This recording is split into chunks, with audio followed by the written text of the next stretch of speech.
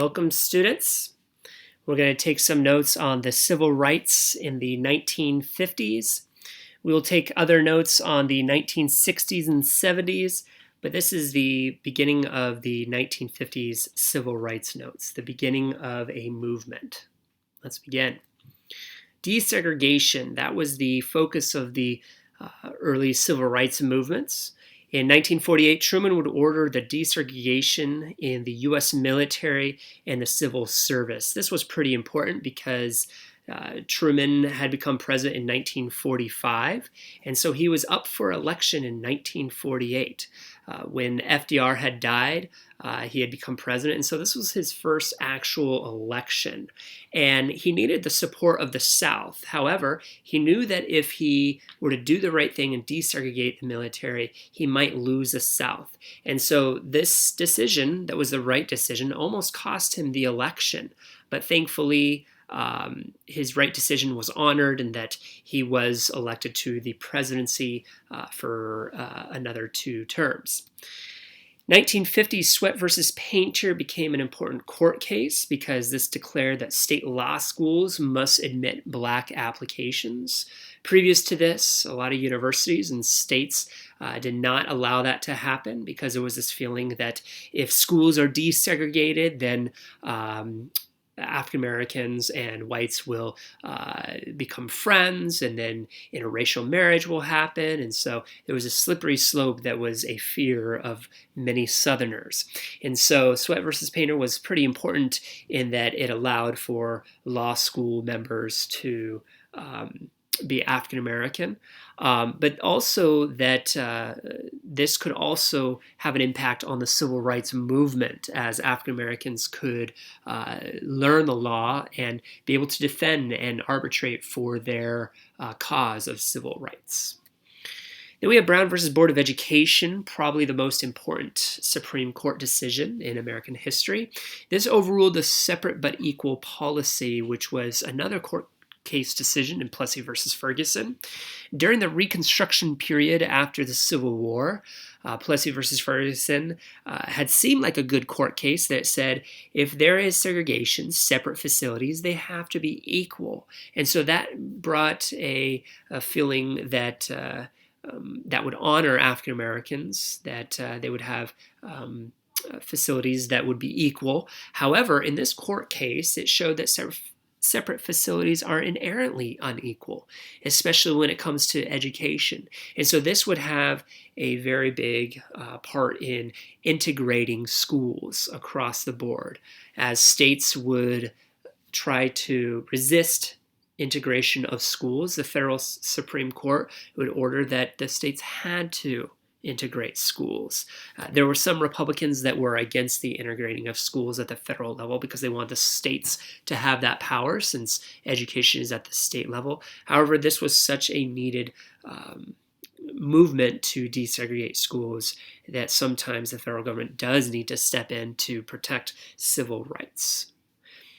This was an unanimous decision, which means that all 9 Supreme Court justices believed that segregation in schools was wrong, which is very historic because very few times do all 9 Supreme Court justices agree on a decision. However, unfortunately, there was no timeline for the rollout of this decision. And so for some states and some schools, it would take 20 years for them to desegregate. If you've seen the film Remember the Titans, the school T.C. Williams, it would take them until 1971, about 17 years later, to finally desegregate. Great movie if you haven't seen it. I highly suggest it. As you see in that picture there on the lower right-hand side, that was the example of the psychological tests that were done with young children and baby dolls of different colors. And so it proved that there was this psychological society had placed on individuals of color that they treated white baby dolls with more care and respect than black baby dolls. And so this really showed that there was systemic racism at this time.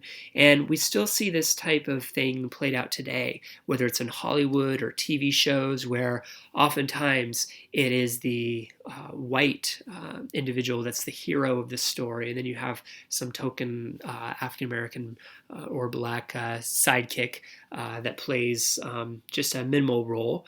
Most movies that have African Americans playing and blacks is dealing with civil rights or with something like slavery instead of real life situations today. And so there's a push today.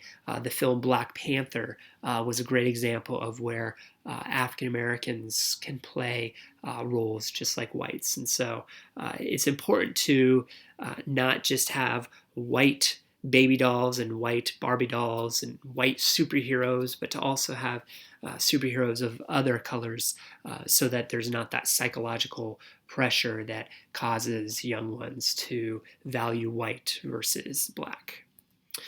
Little Rock, Arkansas, 1957, 3 years after Brown versus Board of Education, would be very important desegregation of an Arkansas school in the South.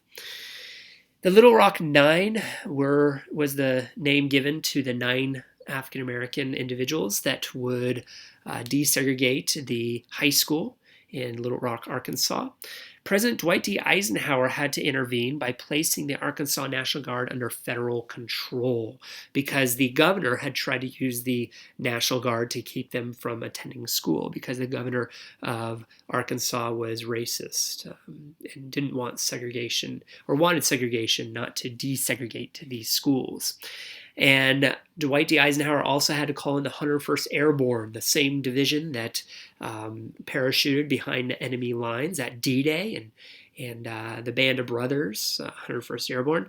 They were called to escort the students and to keep protesters from interfering, because not only was law enforcement trying to keep them from going to school, but also protesters were. And so even though the Supreme Court had said that African Americans are allowed to attend white schools, individuals were trying to keep that from happening. Montgomery bus boycott. This is a very important episode in civil rights history. Rosa Parks volunteered to assist the NAACP in sitting in the front of the bus. A lot of individuals believe that this was an accident, that one day she decided just to sit in the front of the bus and didn't want to sit in the back where the colored section was, the segregation of the bus. But in all reality, she actually purposed this. And I think this is pretty important because even though a lot of times we like the accidents of history that become history, I think that it's important to understand that movements need intentionality and focus. And so this was a planned movement. MLK and other church leaders would organize a bus boycott of all Montgomery buses. Now, the way this boycott worked is that it was promoted by churches in the area that everybody, all black people, would have to walk to work instead of taking the bus. And this would place an economic pressure on the bus company, which would cause them a year later to desegregate their buses, to not allow segregation anymore on their buses. So it was a real tangible victory. And this is important because with civil rights, since civil rights is not only a de jure issue, meaning that it's a law, but also a de facto reason, meaning that it's individuals, it's important to have clear goals. What are the tangible goals that you're trying to accomplish? That's why recently Black Lives Matter has focused on defunding the police force. And though that was not originally Black Lives Matter's focus, about 5 years ago, it's become a tangible goal. And so that's a big reason why they've done that.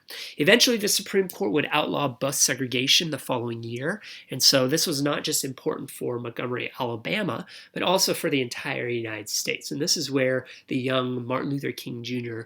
Would become a national hero, an icon, as he would organize this movement along with Rosa Parks.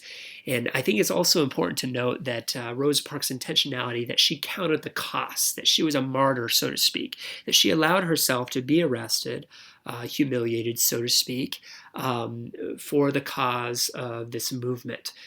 She volunteered, and it wasn't just simply an accident. But to also volunteer to boycott something that you rely on, like the bus network, that's counting the cost as well. And so all the individuals of this Montgomery bus boycott are heroes to me, because they really counted the costs, and they made sure that they were able to be successful by counting the cost, by not taking the bus, and by sacrificing their time and their effort to get to work. Some of them would have to wake up 2 hours early to get to work by not using the bus. But then you have the murder of Emmett Till, another martyr, another hero in the civil rights movement. 14-year-old boy was brutally murdered in the South. What's so important about this is that the brutality was made public by television, and really television is what would really take the spark of the civil rights movement and make it a blazing fire. Television is what got the President John F. Kennedy and President Lyndon Baines Johnson and Bobby Kennedy to really realize that segregation was an issue, and that there was systemic racism, that law enforcement in the South was being brutal. And so this court case, the way that it came about is that a white woman had claimed that this 14-year-old boy, Emmett Till, had given her a cat call, a little whistle. And so her husband and brother went to his house, kidnapped him, and murdered him. And these two individuals were actually found not guilty in the court case because it was an all-white jury. The famous Medgar Evers would be the attorney that was prosecuting these men, selected by the NAACP. He later would be murdered 10 years after this case. Important individual Medgar Evers was, who also would not receive justice until new evidence was found later on. But going to the Emmett Till murder, these individuals, once they got off free from murder, they didn't serve any time in jail. They actually admitted to committing the murder, but because of double jeopardy laws, they could not be retried on this issue. And also, sadly enough, before the white woman died that had accused Emmett Till of whistling at her, actually admitted that that did not happen, that he didn't even whistle at her. Even if he had whistled at her to go and murder him, simply a 14-year-old boy is not good at all.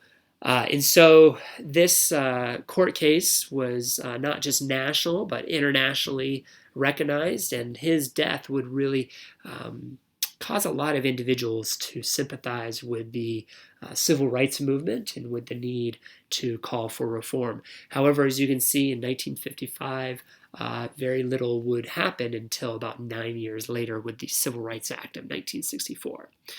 So that is the end of our notes there. Make sure to upload to Google Classroom.